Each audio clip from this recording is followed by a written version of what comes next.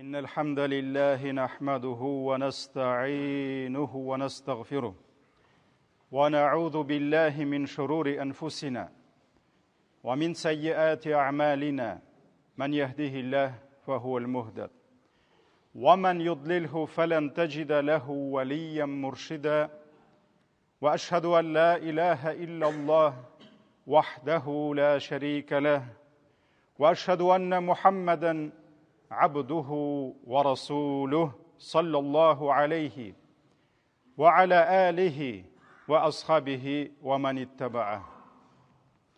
Aziz kardeşlerim, her birinizni takvalıkka şakıram. Allah'ın emirlerin ütegiz, onun haramlarından tıyılığız. Allah Teala Kur'an-ı Kerim'de aytti. Ya eyyühellezine amenuttakullaha hakka tukatih ve la temutunne illa ve entum muslimun. Ey iman kitirgen bendeler, Allah'ı Teala'ga tiyişli derecede takva bulunuz. Hem Müslüman bulmagan halde Allah huzuruna kaytudan saklanınız. Min Allah Teala'ga müracaat etip aytamin. Dua kılamın. Allah Teala benim şuşa hutbamdagi sözlerimni mında kelgan har kimga erishtirsa edi. Sözlerini erishtiruvchi Allah Teala. Biz sizning bilan 21-asrda yashab, har bir aybirni elektr bilan, tavuşlarimizni mikrofon bilan kuchaytib öğrengan. Lekin eng xayrli asrda minbardan eng xayrli kishi söylaganda hem onu eng xayrli kishilar tinglaganda ularning mikrofonlari yo'q edi. Suyukli Peygamberimiz sallallahu aleyhi ve sellem xutba söylaganda onun sahabeleri kim qaydagına nindi yiraklıkta oturmasın. Alar bütün yürekleri bilen, ko'zlari bilen, quloqlari bilen yöneldiler Peygamberimiz sallallahu aleyhi ve sellem. Birgine sözünü bulsa da işitmişe çırıp kaldırıdan korktular. Her bir nasihatning, ayet hadisning alar kadrin bilip alar yutup durdular. Bugün mine minberde biraz gına sükörek mingeş көріне. Kimdir hutba boyu WhatsApp'ta otura. Kimdir hutba boyu Telegram'da otura. Peygamberimiz sallallahu aleyhi ve sellem aytti. Agar hutba vaqtında bir kişinin söylashganin ishitsangiz, ham ol kishiga söylashma deb aytsangiz, söylashma deganning da hutbasi qabul bo'lmaydi dedi, jumg'asi qabul bo'lmaydi dedi. Nindi derecede suyukli Peygamberimiz jumg'a hutbasining g'ibadat ekanligin, onu tinglaw vajib ekanligin bizga erishtirdi. Şoňa ko'ra belki şuşunday texnik sebepler arkasında utlarыбыз bulmaw biraz gına hutbalarının da qadrin bilirge öğretirşet. Allah Teala Kur'an-ı Kerim'de ayta: İnna aradnal emanete. Şulay bir gün Allah Teala ayta: biz taqdim ettik, предложили. Büyük emanetni ko'tarirga kimlarga? Alas samawati vel ardi vel jibal. Başta ko'klarga. Ham Allah Teala ko'klarga müracaat etib aytdi: siz ko'klar, büyük ko'klar, zo'r ko'klar, emanetni ko'tarasizmi dedi. Ko'klar so'radilar: "Shartin indi, какие условия?" Allah Teala aytdi: ko'tarsangiz sizga menim ajrim, menim rizoligim büyük dereceler dedi. Ko'tara olmasangiz sizga menim ashuvim, g'azabim ham tubanchilik dedi. Ko'klar qo'rqib qoldilar. Shundan so'ng Allah yerlarga aytdi: qarag'iz, nindi keng yerlar, ko'tarigiz amanatni dedi. Ko'klar da amanatning şartın bilgeç, korkup kaldılar. Аллаһ Тәгалә шуннан соң нинди ғрур, бүйік, зур тауларға җирдәге тәкъдим итте. Сез таулар күтәрегез диде. Таулар да әманәтнең никадәр җаваплы икәнен аңлагач, Аллаһ Тәгалә нәрсә ди? Аллаһ Тәгалә әйтә: "Фәәбәйнә ан яхмилнәһә ва ашфақна минһа" ди. Алар куркып калдылар ди. Һәм баш тарттылар ди. Юк, Раббым, мондый зур әманәтне без күтәрә алмыйбыз дип әйттеләр ди. Шуннан соң Аллаһ Тәгалә ва хамалахал инсан ди. Шул вакыт кечкенә генә зат кеше ди. Шушы әманәтне үз җилкәсенә алды ди. Дөреслектә кеше залуман җаһуля булды ди. Ягъни күп әйберне белеп бетермәде ди. Һәм еш кына үз-үзенә золымлык кылучы булды ди. Ягъни үзен үзе рәнҗетүче булды, чөнки үз өстенә артык зур җаваплылык алучы диде. Бу Әл-Ахзаб сүрәсе 72-нче аят. Менә бу аятта без әманәт дигән сүзне беләбез. Һәм күп кеше татарларда әманәт дигәч, ул ниндидер по секрету, сер итеп кенә әйтелгән ниндидер сүз, сиңа гына әманәт итеп әйтәм. Бер кешегә дә әйтмәде. Аннан соң тегесе сиңа гына әманәт дип сөйли башлый. Ул да әманәт. Кай вакыт каядыр бер шәһәргә барсак, безнең анда икәнебезне белеп, бер танышыбыз ниндидер бер кичкенә генә тартма бирә, коробка. Яки файл бирә документлар белән. Һәм нәрсә ди? Казанга кайткач, фәләнне беләсең бит? Беләм. Шуңа тапшыр әле ди. Бу әманәт ди. Һәм мөселман кешесе моны саклап ап кайтып шалтырата, минем үстемдә әманәт бар ди. Сиңа җиткерим әле ди. Менә без әманәт дигән сүзне шулай аңлыйбыз. Ләкин бу әманәтнең, бу да әманәт, хадисләрдә килә. Бу иң түбән дәрәҗәсе. Бу иң җиңеле. Һәм моның өчен сорау иң җиңел булачак. Ләкин Аллаһ Тәгалә Коръәндә әйткән әманәт күкләр күтәрә алмадылар. Җирләр күтәрә алмадылар, таулар үз өсләренә алмадылар. Бу әманәт Аллаһның дине. Аллаһ шушы динне тотарга, тормышка ашырырга һәм киләсе буыннарга тапшыруны безгә тапшырды. Әманәт ул иман. Без иманны саклаучылар, кешеләр булдык. Күкләр дә түгел, җирләр дә түгел. Ул таухид. Без бер Аллаһка гыйбадәт кылырга тиеш, бер Аллаһның кылы булырга тиеш. Бу безнең өстебездә әманәт булды. 5 намаз. Атабыз Адәмнән башлап бүгенге көнгә кадәр җир өстендә 5 намаз сакланып килде. Ул дөнья биткәнче дәвам итәргә тиеш. Без аны күтәрүчеләр әманәтне. Әти-әни хакы, гаиләдә ир хакы, хатын хакы, балалар хакы һәм башкалар. Менә булар барысы да Аллаһ безгә тапшырган әманәт. Җир күкләр күтәрә алмады, без күтәрдек. Шуңа күрә Аллаһ Тәгалә җирләргә дә, күкләргә дә, океан, диңгезләргә дә, хайваннарга, кышларга, бөҗәкләргә, үсемлекләргә дә әмер итеп әйтте. Нәрсәне? Менә бу кеше дигән зат иң зур әманәтне күтәрде. Дин тотучы. Ә сез бөтенегез аңа хезмәт итәчәксез диде. Шуңа күрә җир безгә хезмәт итә. Күкләр безгә хезмәт итә. Ай, кояш, йолдызлар, алар күтәрә алмадылар, ләкин без күтәрдек, алар безгә хезмәт итә. Диңгез, океаннар күтәрә алмады, алар безгә хезмәт итә. Они создают все условия, чтобы мы несли этот әманәт, Аллаһның динен. Менә бу әманәт безнең сыйфатыбыз булырга тиеш. Әманәт, иминлек, иман, бөтенесе бер тамырдан. Иманлы кеше имин булырга тиеш. Әманәтле булырга тиеш. Алар бер тамырдан. Һәм Пәйгамбәрбез саллаллаһу алейхи ва саллям нәрсә диде? Ла имана лиман ла әманәте лә. Әманәте булмаганның иманы юк диде. Әманәте булмаганның, әманәтне күтәрә алмаганның иманы юк диде. һәм әманәт тагын бер мәгънәсе ышанычлы булу. Пәйгамбәрбез саллаллаһу алейхи ва саллям Мухаммад Амин, ышанычлы Мухаммад иде. Ул бер кашан алдамады. Үз өстенә йөк алса, бүтән көчен куйды шуны тормышка ашырырга. Шуңа күрә җәмәгать, әманәт ул бик зур сүз. Һәм әманәтсезлек, әманәткә хыянат ул бик куркыныч сыйфат булып тора. Алла сакласын. Һәм бүген без күрәбез.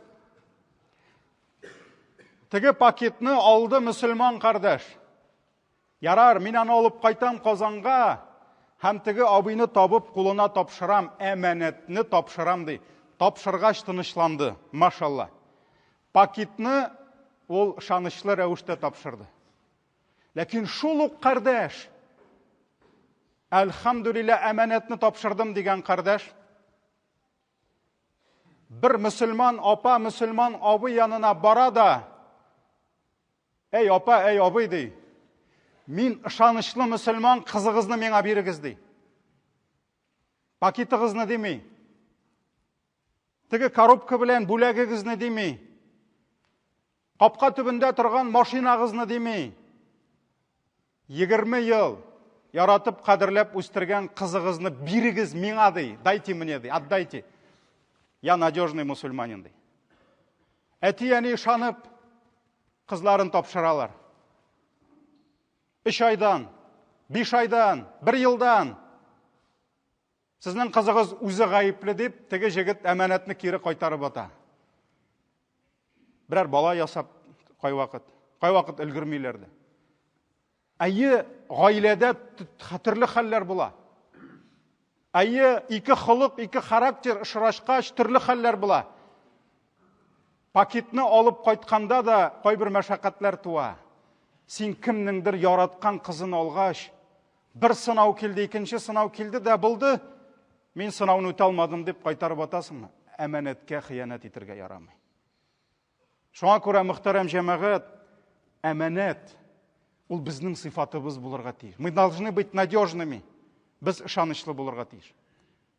Бүген без күрәбез, күпме кардәшләребез, мин урам турында сөйләмим. Күпме кардәшләребез авыр вакытта киләләр икенче кардәшенә, миңа биреп тора әле әҗәткә 1000 сум.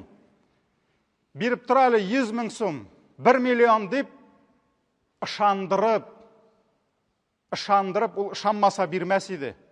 Шушы акчаны алалар, аннарысын еллар буе теге бичара кул белән биргән акчасын аяк белән эзләп таба алмый. Телефонын сүндерә, блокировать итә. Тегесе бысын блокировать итә. Ул йөргән мәчеткә йөрми башлый. Кайберләре бөтенләй мәчеткә йөрми башлый, ярты мәчеткә акча бирәсе бар. Шул ук вакытта, машалла, тормыш бара. Хатыны белән кибеткә чыгып кием ала. Шыпырт кына кафеда утырып ашыйлар. Гомрәгә дә барып килә. Ничек инде? Аның акчасына син йөрисең бит. Срогың җитте, кайтар, түлә. Менә шуңа күрә бу да әманәткә хыянат булып тора. Соңгы елларда яңа бер хыянат барлыкка килә башлады. Монсы тагын да куркыныч. Кардәшләребез икенче кардәшләргә килеп, бизнес өчен, сәүдә өчен инвестиция сорыйлар. Акча сорыйлар. Һәм тегеләре аның матур сүзләренә ышанып, аның тау кадәр процентларына алданып, 1000 сум түгел, миллионнарча акчаларын чыгарып бирәләр. Үтә 1 ел, 2 ел, 3 ел, кайвакыт 5 ел. Бизнес бара дип уйлыйлар. Аларның биргән акчалары инде күптән юкка чыккан. Шуңа күрә бар безнең ислам финансларында белгечләребез, казыйларыбыз бар. Алар белән һәр вакыт сөйләшеп торабыз. Безгә андый проблема белән килсә, шуларга җибәрәбез. Һәм күрәбез, бүген җәмәгать 1 миллион, 3 миллион гына түгел, 20 миллион акча алып, 5 намазлы кардәшләребез акчаны юкка чыгаралар. 40 миллион, 50 миллион, 100 миллион алалар. Һәм үзебезнең казыйлардан сорашканнан соң шушы хутбәгә әзерләнгәндә, бакага топтык рекорд безнең Мавроди, МММ безнең пирамидасы хедж центр түгел, хаш фонд түгел, хедж фонд.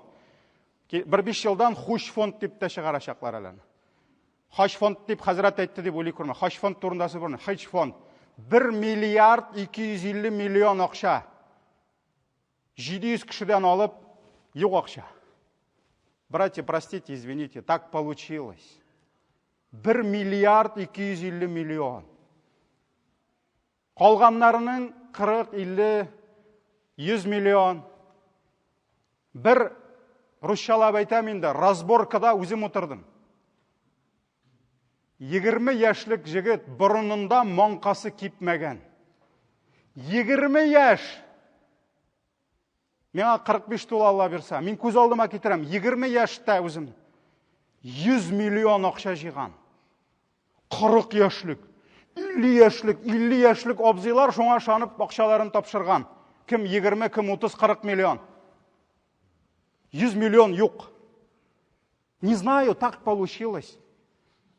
Мен енді ауыл жігіті, мен сұрайым, қоясың ол фуралар алдың мы, қояндыр пішен сатып алдың мы, кирпіш, йұрт мы, yok. Интернет пространствоға кіріп юғалған. Крипталар, биткоин, биржаларда қойдыр юғалған 100 миллион ақша. Хам әйткенімше 40-50 яшілік иратлар шоңа шанып, ішләп тапқан малларын тапшыр. Нешегенді ол шолай? Тұрмыш тәжірибесі yok. Әлі үйленіп, 1 ел хатын біле яшып қарамаған. Bir kiosk açsan bulsa, sen ақшаңы берір алдынан, мына бізге де келелер, Хазіретті ақша көп деп ойлайларdır енді. Бізге де айталар, мына фәлән ясыбыз түген, мәшітің ақшада yüzәшәк дейлер. Мен аларын тоқтатам да айтам, тоқтағызар, сенің өз ғымырыңда бір киоск ашқаның бар ма? Какой киоск ты? Мен сеңа бизнес предлагаю. Какой киоск мұнда дей? Киоск ашқаны жоқ. Кибіт тұтқаны жоқ. Кибітті сатушы болып ішләгені жоқ. Ол зор миллиард. Хам кішілер шоң ашаналар. Шоларға берелер ақшаларын. Нешек қорықмайлар? Вообще страх потеряли. Нешек сен бет көпмі кішіні ренжетесің. Кіші үйінде хатынының хақын өтей алмай, чөнки аның бүтін ақшасы сенде янған.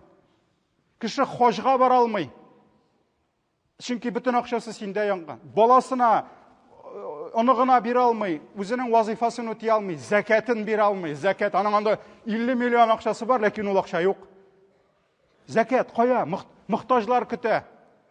Хатта өзіме шундай фикір келді, бүтін қазиларны жиып, бүтін цифрларны жиып, бізге қазір мониторингтерге керек. Неше миллиард ақшаны біздің алдап қаштылар мекен. Біз үмметнің ақшасы. Мен финиколарын айтмайым. Мүсілман исімі білән үйіштірған фондларын айтамын. Афераларын айтам, пирамидаларын айтам. Қарағыз, көпме мәшітлер салар едік. Көпме мәдрәсәләрне алтын білән түрір едік. Көпме мұқтажларға, фақирларға, тұл хатынларға, ятимлерге көпме садақа берір едік. Аллах Тағала алды да қойды. Шоңа көрә жәмәғат бар екен бит ақша үмметнің. Үмметнің ақшасы бар. Хатта шундай фикір келді, әгәр дә мен Юсуф Хазірет болып, халықтан шолай ақша жесам, миңа берілер екен. Шанып, 20 яшілік егітке шанып тапшыралар. Шоңа көрә Аллах Тағала нәрсә дейді? وَلَا تُؤْتُوا أَمْوَالَكُمْ وَلَا تُؤْتُوا السُّفَهَاءَ أَمْوَالَكُمْ. Өзіңіздің малларыңызны ахмақлар қолына тұттырмағызды. Не передавайте свое имущество глупцам дей. Имущество, дей, Аллах Тағала айта, которое Аллах сделал для вас средством для существования дей. Малның қадірі болырға тиіш. Ақшаның қадірі болырға тиіш. Ауылда bizні бабайлар үйреттілер бәрәңгі қабығында шүпке ташлама, аны мал ашы деп. Қалған ипи сынығында ташлама, аны тауық ашы деп үйреттілер. Бүгін какой бәрәңгі қабығы? Какой? Нендедір ипи сынығы, миллионнар шақшаны юғалтабыз. Юғалтабыз жәмәғат. Бұл бит исраф, бұл бит ялған, бұл бит хиянет. Сен хатта өзіңнің ақшаңны да алайттырып, транжирет ете алмайсың, Аллах сен андай хақ бермеді. Не үшін? Чөнки малның бар қимметі.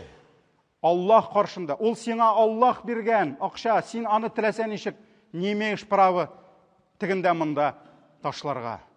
Шоңа күрә малын бирүшісі де, инвестор да, малны жиюші да Аллахтан қорқырға тиішлер.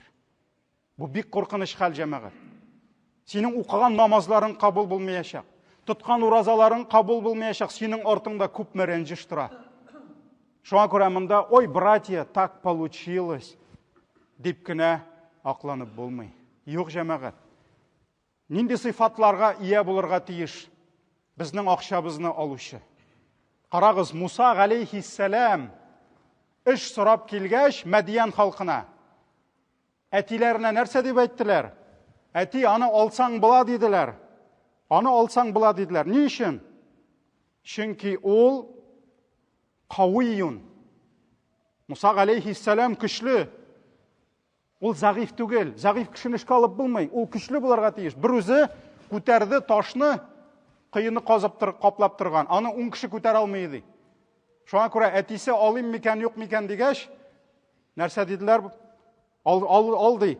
Чөнки ол қауиюн, азиз. Ол қуатлы. Ол қуатлы деділер. Аны алсаң, бұла ышанышлы деділер. Юсуф алейхиссалам келді іш сұрап, кімге? Патшаға. Иджални аля хазаинил ард. Мені де бюджет сақлаушы, казнашы етіп ал деді. Һәм мен кім деді? Екі сифатын айтты, хафизун ғалим дей. Мен сақлаушы һәм білуші деді. Я надежный и знающий деді.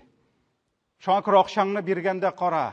Мына бұл Құранда айтылған сифатлар барманда. Ол күшлі ме? Күшлі ме ол? Нәрседір ішлеген ме ол? Нинди бизнеслар ясаған? Нинди аның портфолиосы бар, готовый кейслары бар. Шулай сөйләшәбез бит. Қара, ол ышанышлы ма? Ышанышлы ма ол? Хафиз.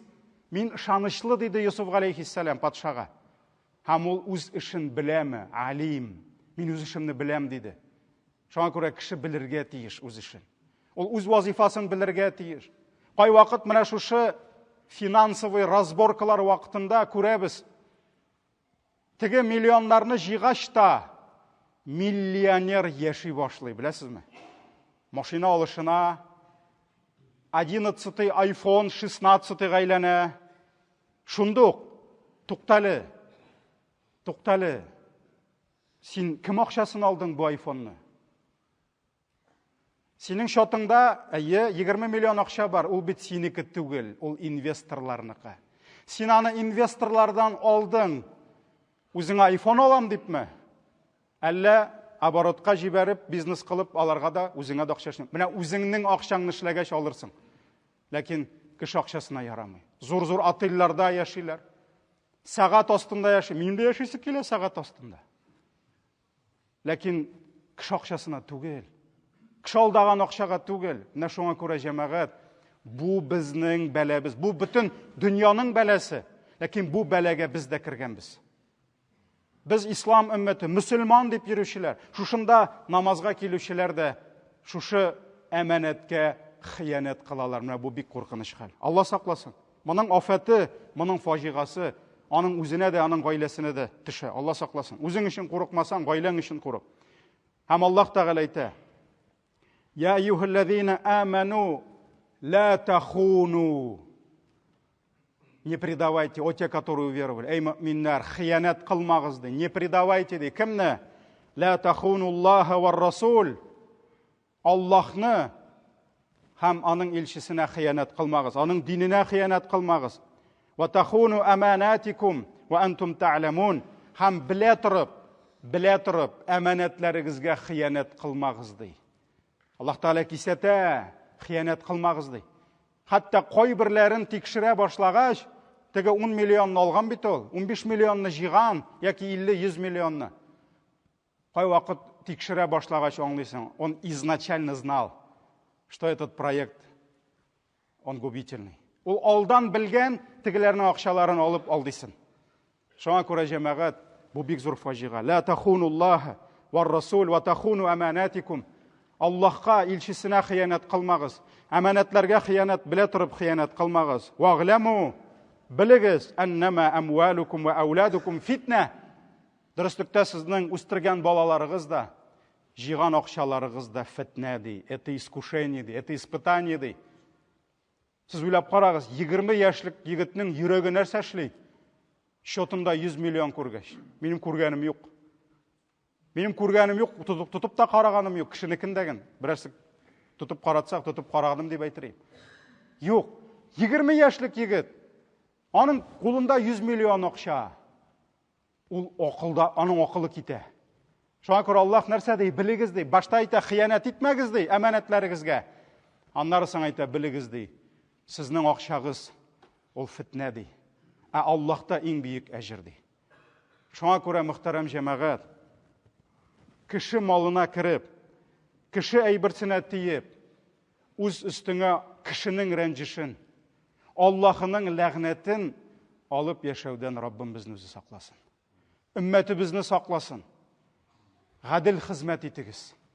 Бүгін қызметнің дәрежесі қалмады. Бүгін біз арабыздан да кімдеріні зорлайыз? Бизнесменларыны зорлайыз. Бір күнні бір хайрия фонды, шының біле сөзімді тамамлайым. Бір хайрия фондында вағаз сөйледім. Соңынан қарап тұрам, біздің сәудагер жігітлер, тігі фондта далар, мұнда далар, мәшіт салғанда далар. Шунан фонд жетекшісін айтам, сіз кімдеріні жейдіғіз бүгін? Мына өзі біздің коммерсант бизнесменлерінде. Неге айтам, газелистларыны жеймадығыз? Неге біздің камазист жігітлеріні жеймадығыз? Фонд керек болса бит, шуларға шабабыз. Әйбір таушысы болса шуларға барабыз. Мәйітханеге көпме жігітлеріміз кім манипуляторын бушқа жибәрі? Кім камазын бушқа жибәрі? Кім бушқа қым алып келе? Неге айтам, біз камазистларыны жеймейбіз өзі біздің? Неге біз трактористларыны жеймейбіз өзі біздің? Аларның дәрежесі жоқ міне. Шоңа көрі бүгін жәмғият. Сегодня мы не любим работать, мы любим зарабатывать. Не надо работать, надо зарабатывать. Пейғамбарыбыз нәрсе дейді? Үз қолың білән қызмет етіп алған малынан да тәмлі, анан да қадірлі мал жоқ дейді. Шоңа көрі бүгін қызметнің дәрежесі бітті. Әс ішләп, күп аласы келе, 3 күнде байысы келе, алай болмай жамағат. Шоңа көрі міне шул яқтан да біздің келіп шыға шушы зор афатлары біз, Раббым Аллах үмметі бізні шушы хәлләрден сақласын. Енді шушы әйбірлерден алданған қардашлары бізге Аллах Таала өзі ярдәм етсін, алдаушыларға ярдәм етсін, әжетлерін қайтарырға, һәр бірі бізге тауфиқ, хидаят берсін. Баракаллаху лана ва лакум фил Qur'анил азим. ونفعنا بالآيات والذكر الحكيم إنه هو الغفور الرحيم